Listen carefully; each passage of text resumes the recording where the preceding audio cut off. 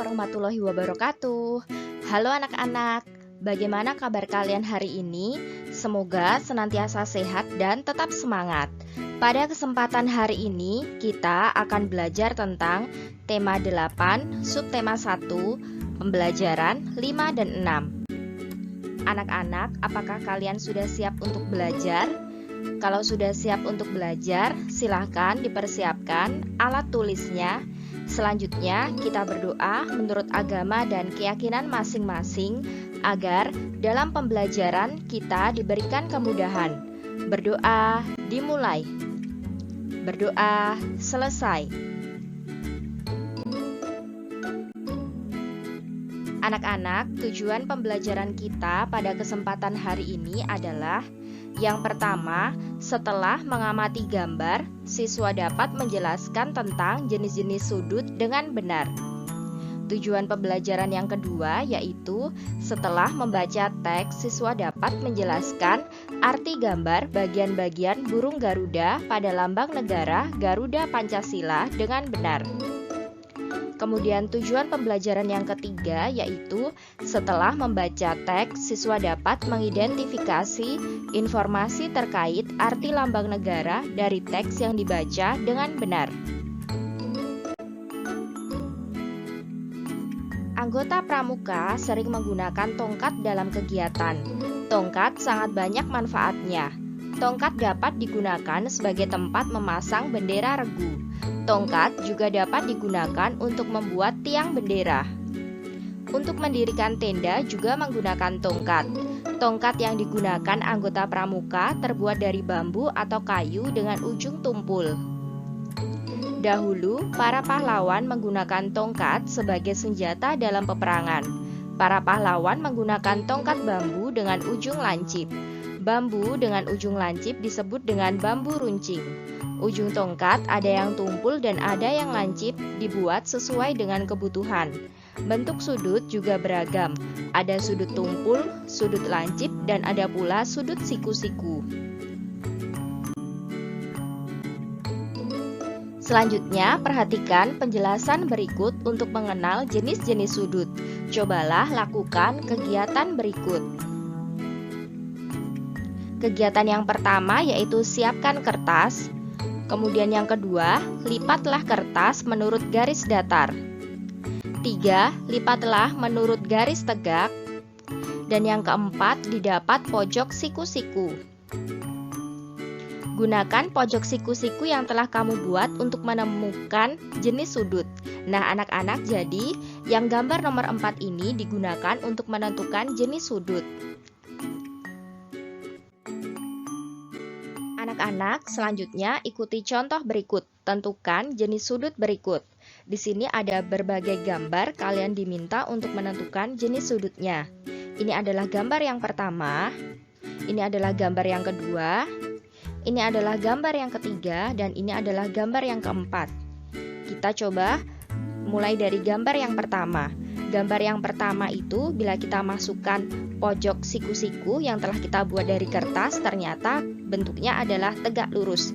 Jadi gambar yang pertama itu membentuk sudut siku-siku.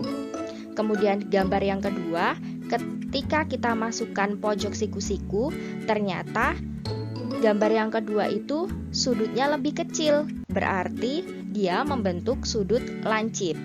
Kemudian gambar yang ketiga, ketika kita masukkan pojok siku-siku yang kita buat dari kertas tadi, ternyata masih ada sisa atau ruang. Jadi, gambar tersebut membentuk sudut yang lebih besar dari pojok siku-siku. Artinya, gambar tersebut membentuk sudut tumpul. Dan yang keempat, gambar yang keempat itu bila kita letakkan pojok siku-siku, ternyata dia berbentuk lurus. Jadi, sudut yang dibentuk pada nomor 4 adalah sudut lurus. Adapun kesimpulannya, yang pertama adalah sudut siku-siku adalah sudut yang besarnya 90 derajat. Kemudian kesimpulan yang kedua, sudut lancip adalah sudut yang besarnya kurang dari 90 derajat. Kesimpulan yang ketiga, bahwa sudut tumpul adalah sudut yang besarnya lebih dari 90 derajat dan kurang dari 180 derajat. Kemudian kesimpulan yang keempat yaitu sudut lurus adalah sudut yang besarnya 180 derajat. Selanjutnya, perhatikan gambar sudut di bawah ini. Tentukan macam sudut pada gambar berikut. Dari gambar yang pertama, kira-kira itu membentuk sudut apa ya, anak-anak? Gambar yang pertama itu membentuk sudut lancip karena besarnya kurang dari 90 derajat. Kemudian gambar yang kedua itu tegak lurus, itu membentuk sudut siku-siku. Gambar yang ketiga itu lebih besar dari sudut siku-siku, berarti gambar yang ketiga itu membentuk sudut tumpul. Kemudian gambar yang keempat itu hampir sama dengan gambar yang pertama, itu membentuk sudut lancip atau besarnya kurang dari 90 derajat. Dan gambar yang kelima itu dia juga membentuk sudut lancip.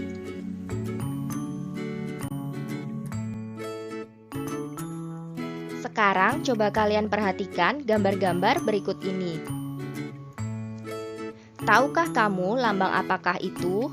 Gambar tersebut merupakan lambang pramuka beberapa daerah di Indonesia.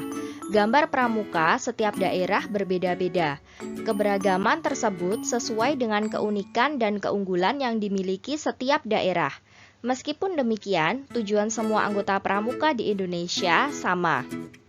Keberagaman lambang pramuka ini sesuai dengan semboyan negara kita. Semboyan negara kita adalah Bhinneka Tunggal Ika. Arti kata Bhinneka adalah beraneka ragam atau berbeda-beda. Kata tunggal itu berarti satu. Kata ika berarti juga. Arti Bhinneka Tunggal Ika adalah berbeda-beda tetapi tetap satu juga. Semboyan ini digunakan untuk menggambarkan persatuan dan kesatuan bangsa Indonesia. Bangsa Indonesia terdiri atas beraneka ragam budaya. Bangsa Indonesia memiliki banyak bahasa daerah. Bangsa Indonesia juga terdiri atas berbagai agama dan kepercayaan. Keberagaman yang dimiliki Indonesia adalah kekayaan kebudayaan. Keberagaman harus disyukuri dan dipelihara.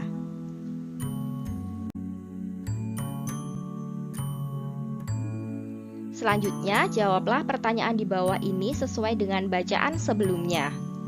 Yang pertama, semboyan negara Indonesia adalah apa, anak-anak? Ya, semboyan negara Indonesia adalah Bhinneka Tunggal Ika. Pertanyaan yang kedua, semboyan tersebut dapat kita lihat di mana? Semboyan tersebut dapat kita lihat pada burung Garuda, tepatnya pada pita yang dicengkram oleh burung Garuda. Kemudian soal yang ketiga, arti dari kata Bhinneka adalah beraneka ragam atau berbeda-beda. Kemudian soal yang keempat, arti dari kata tunggal adalah satu.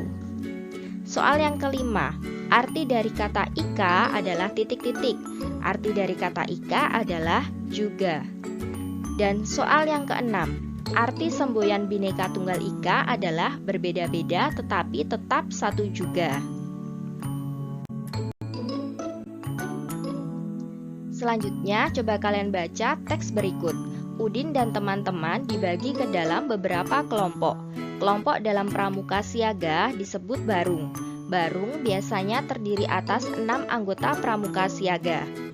Udin, Edo, Beni, dan 3 teman lainnya bergabung dalam satu barung. Mereka memilih nama barung merah. Siti, Lani, Dayu, dan 3 teman lainnya membentuk sebuah barung.